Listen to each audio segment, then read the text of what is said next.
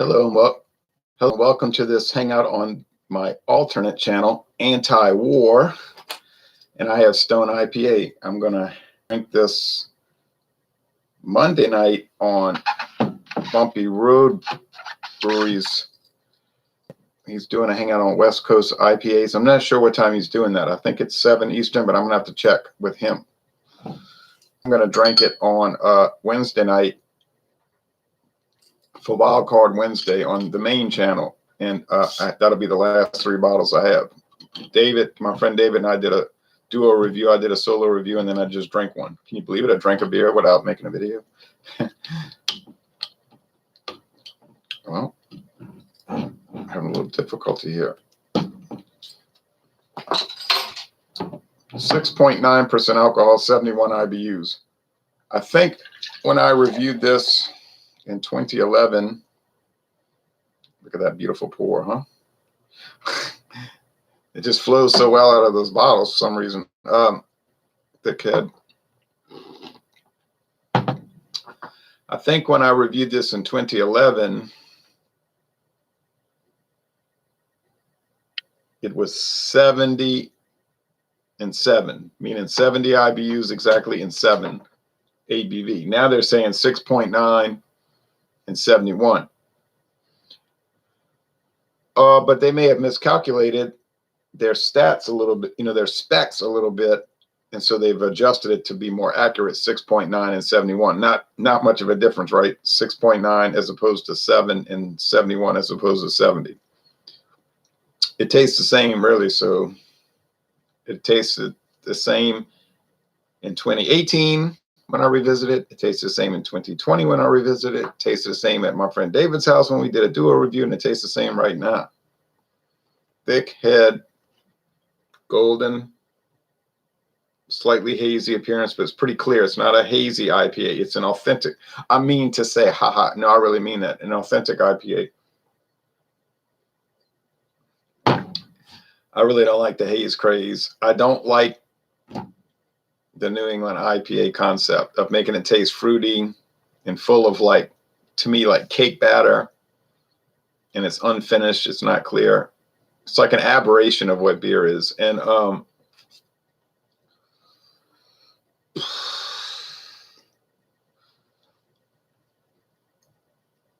don't even like fruit juice. I don't like it. I'm sorry. Do they have some well-made ones? In the context of what it is, I just think the context is trash. Were there any New England IPAs that I've enjoyed? Well, there's been some that I've tolerated, I guess, but to say I enjoyed any of them, I don't think so. I mean, if I never had another one again, it would be too soon. I'm going to call a real IPA, and I'll name them. See me, I'll name them. This is so bitter. It's got the hop resins, hop oils, the real malty, pale malts, breadiness, the pine. I can name, like, that fast snapping the ones that I adored. The Shipyard. Now, some people didn't like Shipyard IPA because it had that Ringwood hops and all, but it's just different. It doesn't have to be all the same. I thought the East IPA or East IPA from Brooklyn, I never see that. I hadn't seen it in years. Was very good. Hadn't seen the Shipyard in so long. Shipyard with their twist caps that you never can twist. What was that one? The Pugsley. That's the name of it, right? It was Pugsley's 4X, I think. Thing. I liked it, but there was another one that was just an IPA, I think. But the Pugsley was like a DIPA, a great one. The Shipyard. So that's 3. Giacomo IPA from Abita was really good, I thought. Classic style. The few that they had from England that I ever tried, I loved. They were much different. And some Americans were saying, they're no good. They're not real IPAs. And I said, where do you think IPA was invented? Of course, Lagunitas is really good. I didn't care for Abita's wrought iron. I don't know what. Those New Belgium IPAs always taste weird to me. They're very bitter, but it's like in an unpleasant way. Now the new Voodoo Ranger, they've done better with that. Even some of the hazy ones, that's probably the only hazy ones I like. Of course, Goose Island IPA is always a good one. The Carbach Rodeo Clown is a good one. We used to have good ones from Santa Fe. Hadn't seen. They came and went. You know, they were here and gone. It was like somebody passing through, like a drifter, a vagrant, or a transient, I should say. Valentine IPA was great. So there's 10.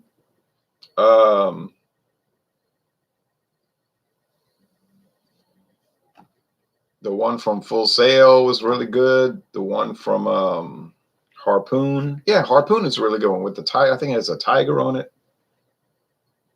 Two Hearted. Yes. Single malt. I said single malt. Single hop.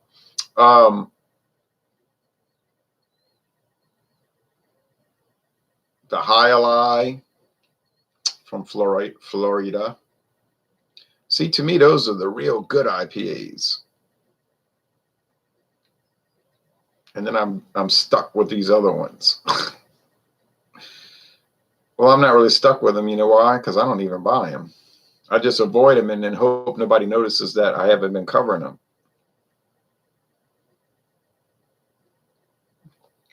You might say, well, you malt liquors. Yeah, I know they taste better than those ones that I'm ripping on. To me, they taste better. I'm only drinking for me. I can't drink for you. I can tell you what I think about something. Stone IPA's website comes in cans, talls, and regular bottles. Tall, regular, but the regular bottles are a better deal. You're getting 12 ounces. Drink 2 of those, you got 24 ounces. You get the tall, you're getting 22 ounces. You're getting cheated 2 ounces. And then draft, which I've never had. Let's see what they say for their finder, because I think only Mathern sells it here.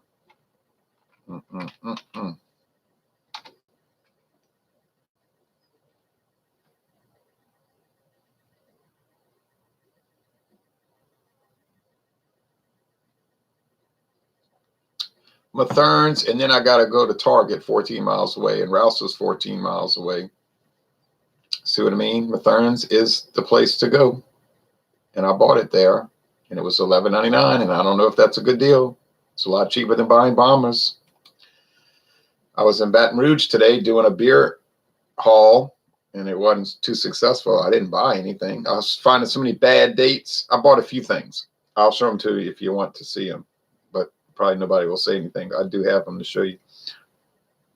The dates, I found so many bad dates. Woo, I found some good dates, and now they have Magnum. See, in Baton Rouge, they got the cheapest beer. They got Magnum, 4-ounce Magnum, malt liquor, premium malt liquor for $1.79. Now, when's the last time you saw Magnum for $1.79? $1.79.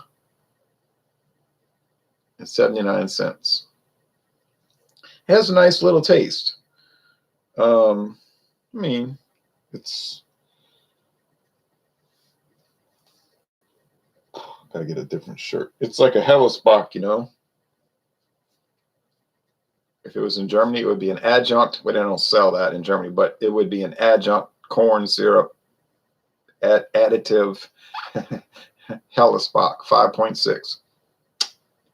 I like it. My friend David loves the Colt 45. He's like mad over Colt 45. This has nice body. It's like medium. That's not heavy, but it's high medium. Let's give it that. It's high medium, and it's a drying finish, astringent drying finish. Whoa! What a winner! Why is this beer so good? Well, it's made well. You know why? Why is it passed over? You know what I mean? It's like people are saying, it's like Raquel Welch. It's had its day. Yeah, but Raquel Welch is a person. She gets old. She's old, 80 something, right? But beer, you could just keep making it, and you follow the recipe, and it doesn't get old. Why does the style get old? I had conflicts with people in the past where they say, "What else the old days?" No one cares about that anymore. It's like a certain beer or beer style. I said, well, I care about it. Okay. Not much to talk about on the anti-war scene. We know the president had somebody assassinated. I don't support that, assassinating people. Now, all the neoconservative people that I talk to on Facebook are saying, yeah, that guy's a killer. I said, based on what? Well, that's what the people that did it said. I said, oh, well, that's evidence. So if Israel and the United States say somebody's a killer, they automatically a killer. You don't need a trial. You just assassinate people. Oh, okay. That sounds like the mafia, but the prime minister of Iraq said he wasn't there to kill. He was there on a peace mission to try to broker a peace deal between Iran and Saudi Arabia. But I have some suspicions about that assassination, the murder of that Iranian general.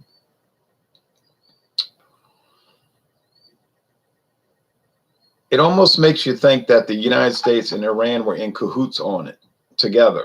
You know what I'm saying? Like,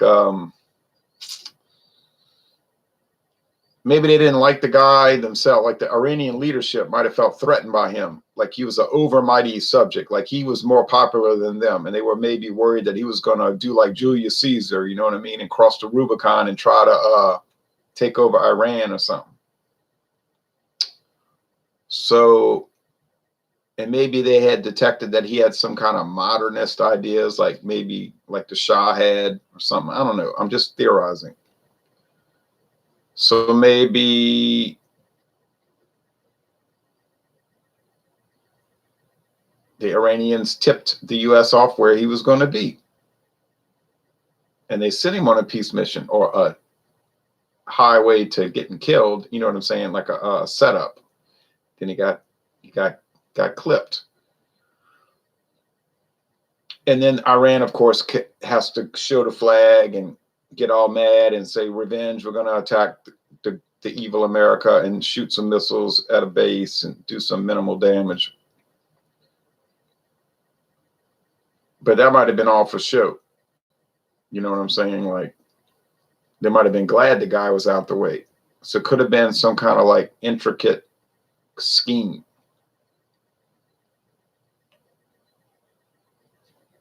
So you say, well, you're going to support Trump again, huh? No, I don't support people that assassinate other people. So I'll just go back to my old ways of voting for like the Constitution Party, people that you never heard of, you know? No big deal. I'm one person.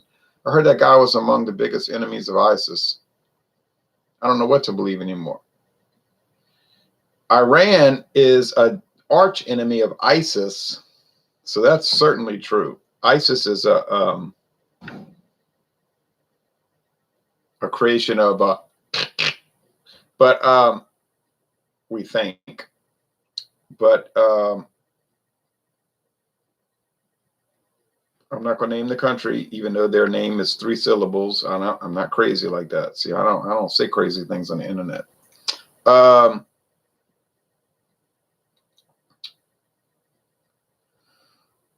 But Iran was definitely enemies of them because they're Sunni maniacs, and Iran is a Shiite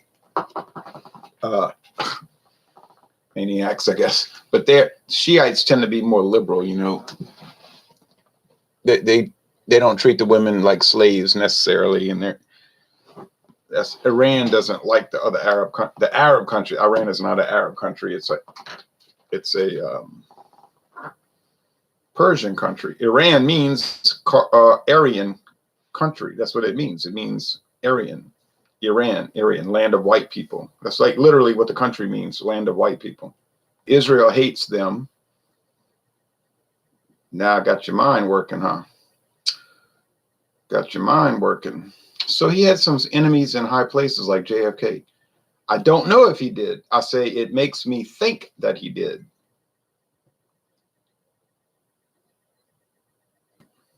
And that he may have been set up by his own country. This beer, I said this before, this beer has tea-like qualities.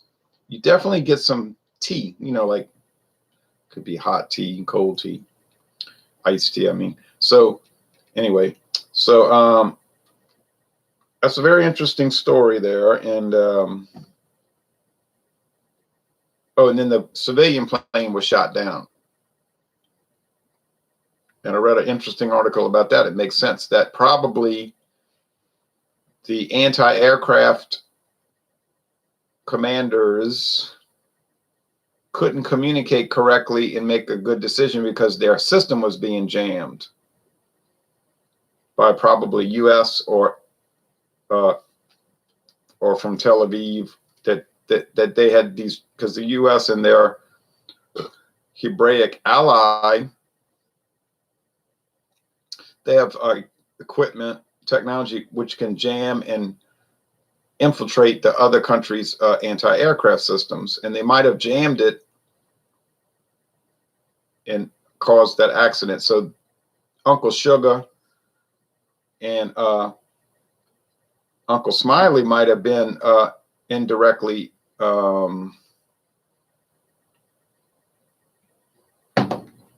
responsible for that, because these adventures always lead to bad things. Right? You say, well, they had to do that. They don't have to be there. You see, these are conflicts by choice. You choose to insert yourself in the Near and Middle East. You choose to help certain countries against other countries. Well, then people fight back. So, so we don't support that here. We do the anti-war approach. You see, that's not very popular. That would explain why Richard Spencer spoke out so strongly against Trump after the assassination. It could be a lot of people are turning on Trump because it looks like he's maybe coming under the control of the neoconservatives, the Trotskyites. And if you study their background, oy vey, you're going to learn some things, but I'm not going to say that because I don't say those kind of things on the internet. I have some kind of self-control, you see. But the bottom line is,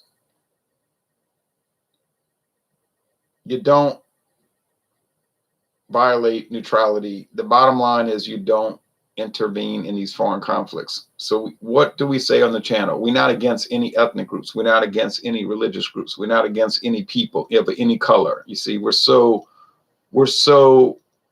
supportive of civil rights. We're more liberal than the liberals on this channel. Do you understand me?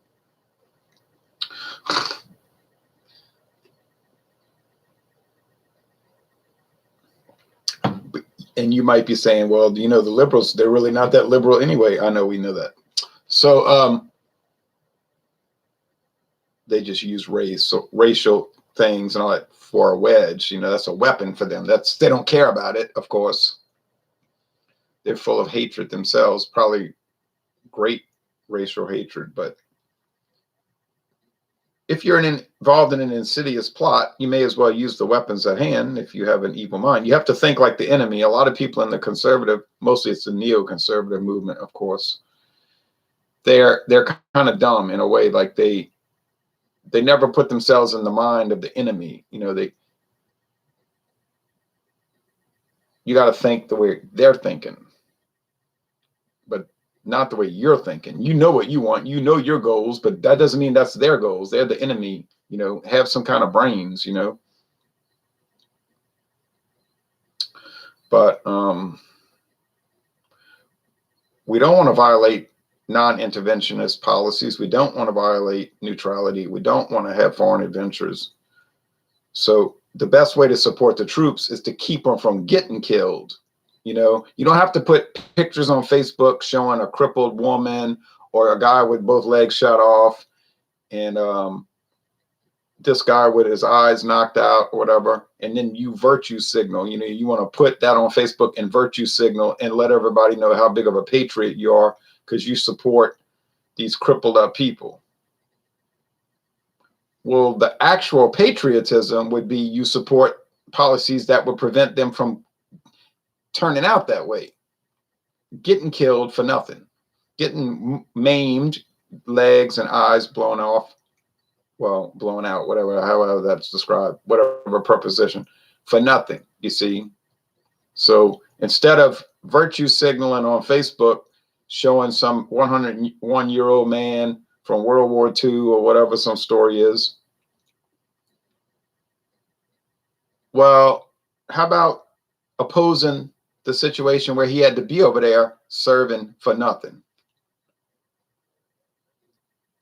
Like people say on TV, we're able to watch these TV shows today because they were there at D-Day. No, them being there at D-Day has nothing to do with you watching TV shows today. That did not make us free to watch TV shows, okay? It just made a lot of evil people wealthy and killed a lot of people, okay? The only anti-war choices in this election that I know of are Bernie Sanders. No, no, no, no, no, no, no. He's not anti-war. Sorry. Tulsi Gabbard, well, she quit, so she's not in it. Any others? Well, it'd be Constitution Party people that I'll bring up later. No, Bernie Sanders is definitely not anti-war. He's not anti-intervention, and he's not a neutralist. Okay, no, no, no, no. That would be like saying Hubert Humphrey and Lyndon Johnson were anti-war, or Roosevelt, take your pick, Franklin or Theodore, you know, saying they're anti-war. No, we can't. We wouldn't say that about Bernard. Okay, so there are none right now. The whole Democrat lineup is all pro-war people, you know, interventionists, right? Psychopaths, really. It's like, let's see, which sociopath should I vote for? Well, my answer would be none of them. And then Trump, why would I take him at his word? His word is not anti-war. His word is intervention. You think Bernie Sanders, do you honestly think Bernie Sanders is going to advocate cutting off foreign aid to all countries, including a certain country of which he would have a personal attachment? I don't think so. Do you think he would advocate? He's not an anti-war candidate. You say, well, he opposed the Vietnam War. Well, of course he opposed the Vietnam War. The United States was fighting his team. Why would he go against his own team? I mean, you know, hammer and sickle doesn't fight hammer and sickle. I mean, you know, unless it's the Soviet Union versus China, but that was a philosophical debate. Plus it was a racial thing. They didn't really like each other, but they didn't agree on how to pursue communist policies, you see. So, but anyway, this beer is an A. It's an A all the way. Non-intervention is an A. Anti-war is an A. All the Democratic candidates are Fs. They're all Fs. All of them. They're an F. They're a failure. If you want to vote for a failure, there you go. Trump, he is becoming a failure, unfortunately. But I mean, I didn't really ever think he was going to be that successful. I mean, I didn't totally trust the guy back in 2015. I just thought, well, you got a chance at least with him. At least you have a chance. With Clinton, you got World War III. At least you got war guaranteed. War guaranteed. You want war guaranteed? Or with Trump, you had war possible. War possible. So I voted for him thinking maybe he really is like Obi-Wan Kenobi, you know, like the Jedi, but no. But it's on the right path, you see, because he'll bring up he drops some little statements. He's like kind of in the middle, like he's confused himself. So his morals are not solid. But he may be looking into the right thing. You know, he'll drop some little statements. He'll make those little keyword statements like they're all sick, you know, things like that. So he's reading the right material. I think you might as well flip a coin on most issues to determine where Trump will stand. No consistency. That could be true. Although he has been pretty solid anti-abortion. He's seems to be pro free enterprise, although he doesn't really understand free enterprise so well because he wanted the Federal Reserve to keep lowering interest rates. He kind of thinks like the monetarists that money is magic, and if they just keep casting spells, and they'll just have more magic money. So, but he is sort of consistent, actually. See, you're confusing his loony behavior with being inconsistent. I mean, he has been somewhat, like he said, he wanted to get out of NATO, and then he got elected, and he said, "Oh, I don't want to get out of NATO." But I think he's hostile towards NATO.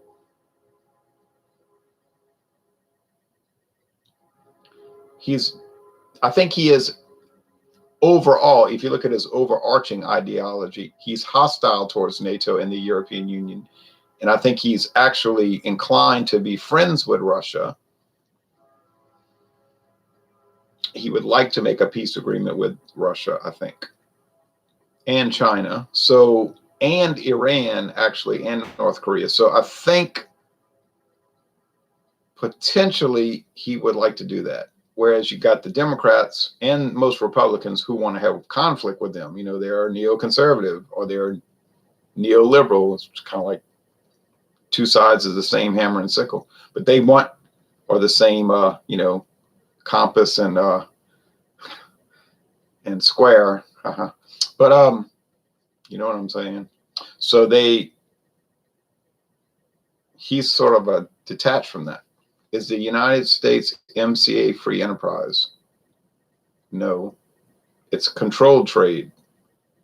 It's globalist bullcrap, and why does he support that? So I can make a free trade agreement that would be 2 pages long. He wants us to support a free trade, a so-called, it's not a free trade, it's a trade agreement that's thousands of pages. Well, then it's not free trade, because free enterprise would be simple. You buy our stuff, we'll buy yours. No taxes, no tariffs, no restrictions. That's free trade. Free trade is free. See, it's not controlled.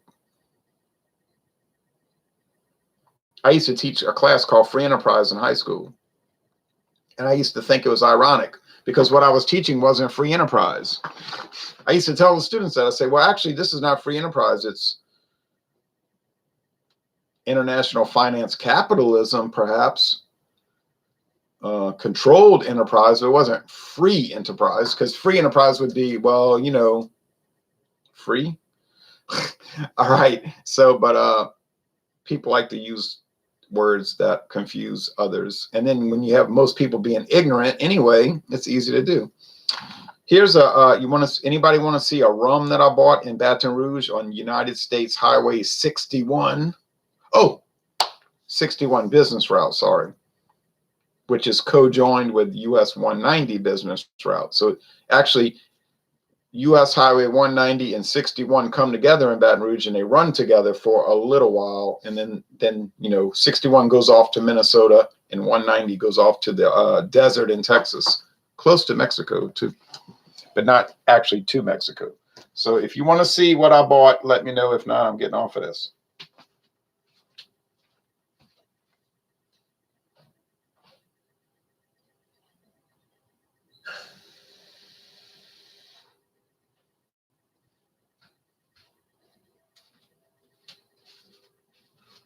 See, I thought I was going to buy a lot of exciting things in Baton Rouge today, but it didn't work out. Well, mainly because of dating problems. You say, what do you mean you have trouble getting a date? No, I mean the beer has dating issues. The beer had bad dates.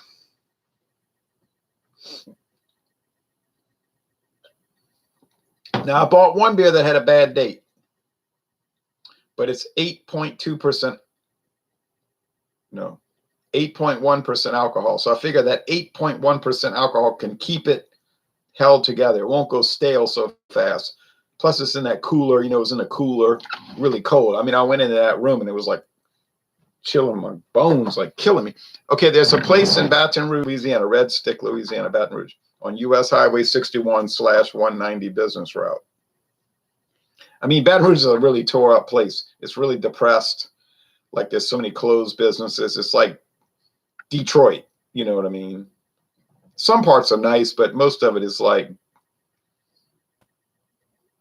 Terrible. Okay. Like a lot of European cities in the United States. But there's still interesting things within that decrepit fall of Western civilization kind of thematic. So there's a place called it's called the Beverage Store. The Beverage Store. Fascinating place. They didn't have Johnny Walker Blue Label. Let's see what you bought. But they had this, and I bought Palo Viejo. And there's the old tree. And then there's a bunch of medals that they never won, I'm sure. It's Ron de Puerto Rico. This is a Puerto Rican rum. It's white, as you can tell, what means is clear. It's rum produced by a company called Barcelo Marcus and Company. But it's not an independent company. They're owned by a company that makes Don Q. You ever heard of a rum called Don Q? That's a famous one. That's like Bacardi or Captain Morgan. Don Q, they have all kind of, well, you can buy Don Q and it'd be $10, $12, but they have specialty Don Q that'd be maybe $100. All right. Well, this company was bought out by them. This family got bought out by that family. You know what I'm saying? So they produced this today, but it's bottled in Deerfield, Illinois by supposedly, from what I can tell, well, it says bottled by Munson Shaw Company, Deerfield, Illinois. Well, that got me thinking. This is from San Juan, Puerto Rico. It got me thinking. I said, Deerfield, Illinois, isn't that where all the Jim Beam imports are bottled? Well, as it turns out,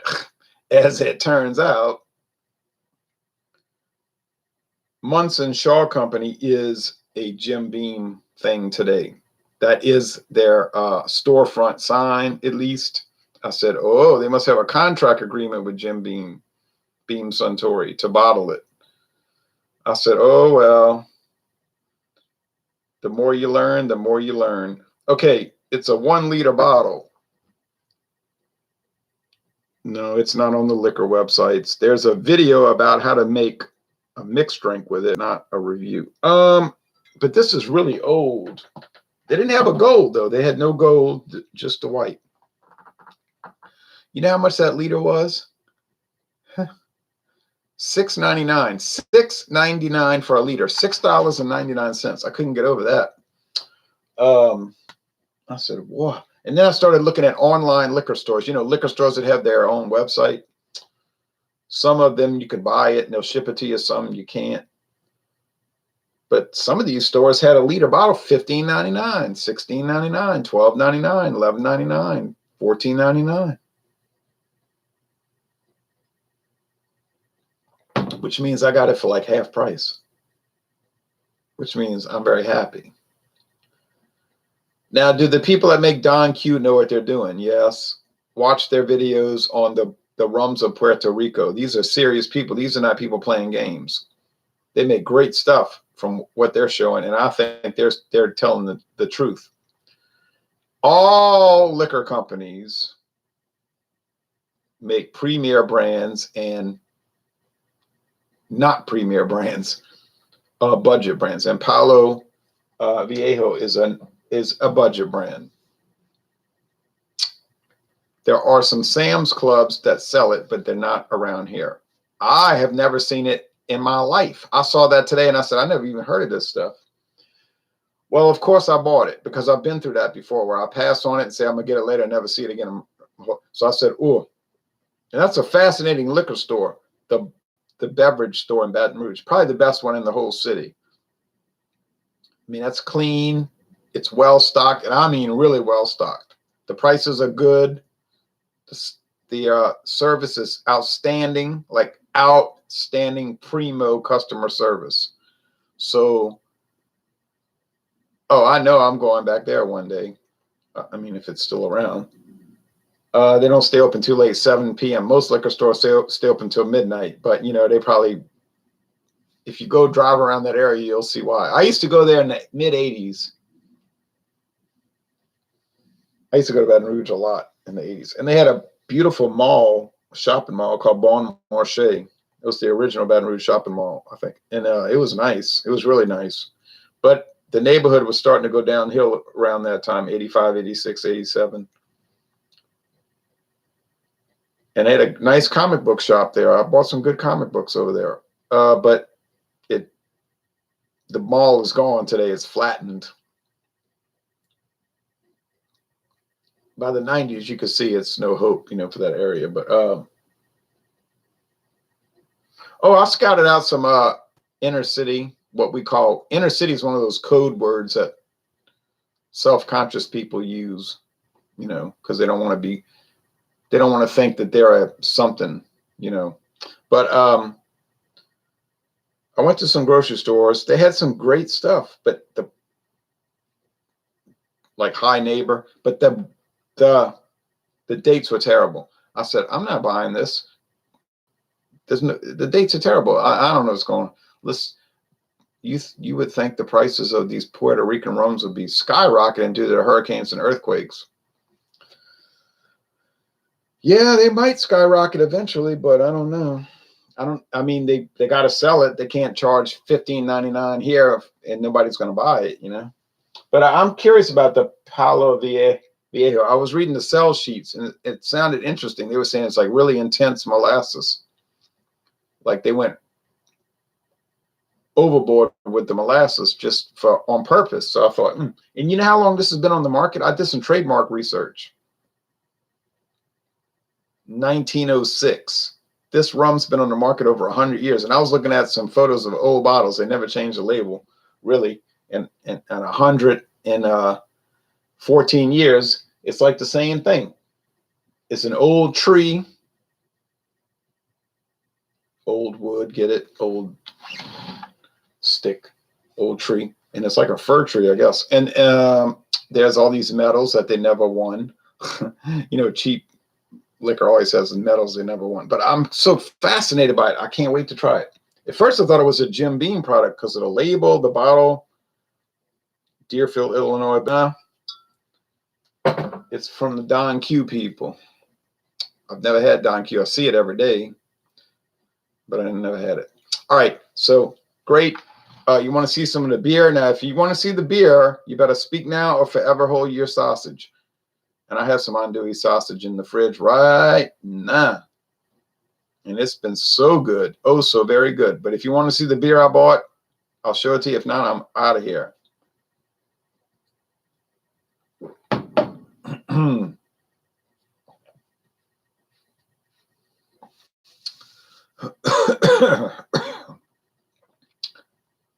What beers you get? Now I'm choking on my own water. Hold on.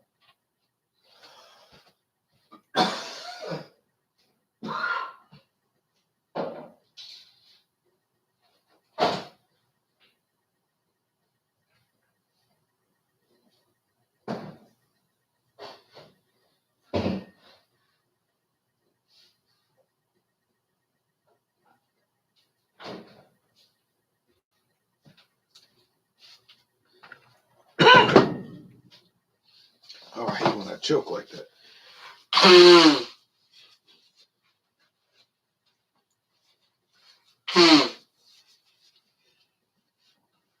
So irritating. Just I went down the wrong way. All right.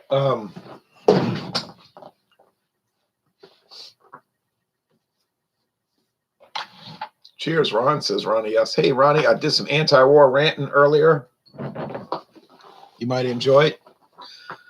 Well, this was $1.39. I remember when these were 99 cents. 40 cents cheaper. Yeah, but that was probably 10 years ago.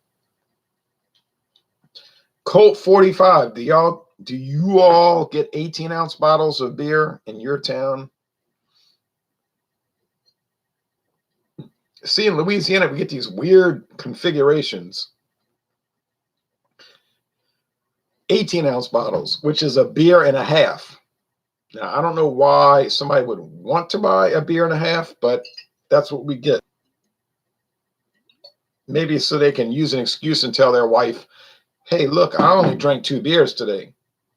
They're not telling them they drank 2 beer and a halves. So they drank 3 beers, something like that. They did only drink 2 beers, like technically.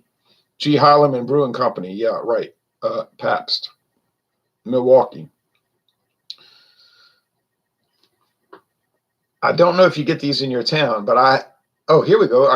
I never could find the date. April 27, 2020. That's not too bad. It's from Albany, Georgia. Okay. Miller Brewing Company plant, contract brewed for Pabst. Yeah, my friend David is addicted to this stuff. You hate to use the word addicted, but he really is. I'm addicted to certain things, so I'm bad saying it. Anti-war rant on this video. Oh, yeah, I was going off.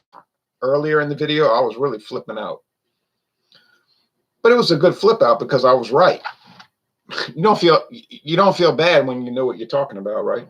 Okay, now get ready, because here's the real benefit. This was $2.59, and I've been wanting to collect this bottle for the longest time. I have the cans. I'm looking at the can. One had a bad date.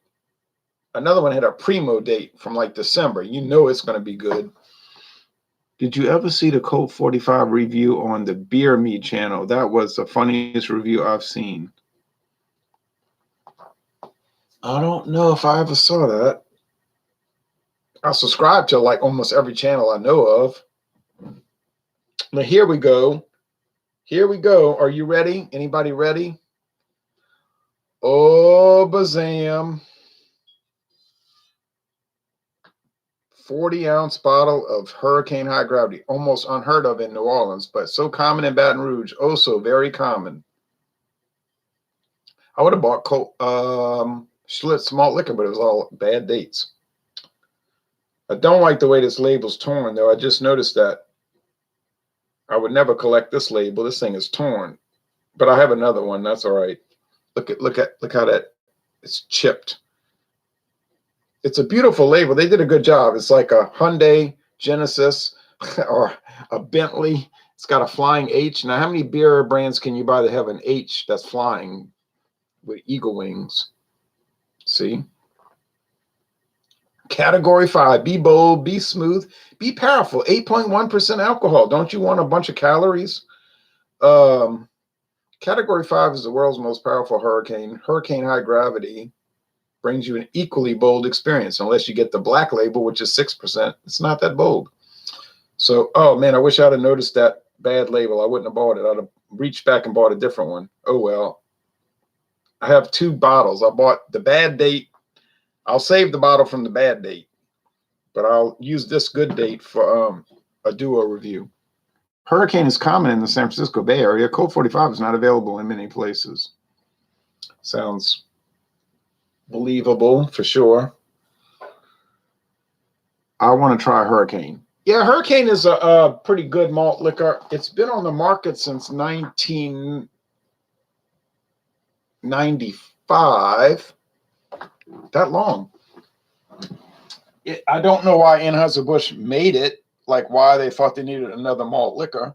But I have some old cans. Then in 2005, 10 years later, they came out with the High Gravity. And they wanted to up the game. I thought the Hurricane High Gravity had the most prominent alcohol flavor of any 40 I've had. It's pretty boozy. Here's a can of the original Hurricane High Gravity, the HG. I never tried the ice because they don't make it anymore. This is the original High Gravity HG, to try and make it look like a periodic table. But I guess Anheuser-Busch thought this can was kind of busy. What you call it, busy? But it was supposed to be the wind blowing it. It's the hurricane. It's shaking. It's the wind. Get it? That's why the label looks like it's shaking, because it's a hurricane. And then they came out with this thing. I like it. I don't love it.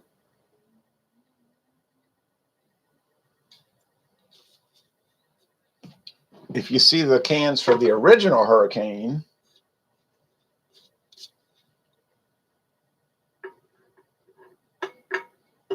which I have somewhere around here. It's kind of cool looking. It's like a H, a shaking H. Oh yeah, here we go. Whoa. We have Hurricane. This is the original. This I used to buy these back in the 1990s. Hurricane, 6%. Pleasant. Just regular malt liquor, which means what? Yeah, it tastes like beer. You know, you get it. Malt liquor. Premium malt liquor naturally brewed. They should have a comma there, but anyway. Premium malt liquor naturally brewed for a distinctive, bold taste. Go along with that. 1996. 23rd. Look. The 23rd of December. It's spelled out. It's not a Julian code. The 23rd of December, 96. So I bought this in 1996 when I first started doing the beer project. I saw that at the store. I said, you know, I'm buying this. It was probably like $2.99 for a 6-pack. And then they came out with the black label. That's not the original label that I just showed you. That's the third. That's the second label. This is the third label. This is the 6%. That's nice. This is from, then they go to the Julian code, 2013, 157th day. VB. VB. That would be, I don't know what that would be.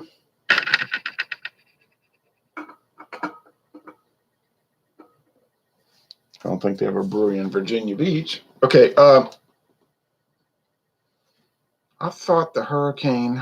Oh, yeah. You already said that. Okay. So this one would be interesting, but it's so powerful. I mean, you just get rocked like a rock me like a hurricane. Okay. So, well, that's about it. Peace forever, war never, and all of that stuff. So thanks for watching this video production. Not too important, but enjoyable. Anyway, we'll see you back on the main channel, folks. Take care, everybody.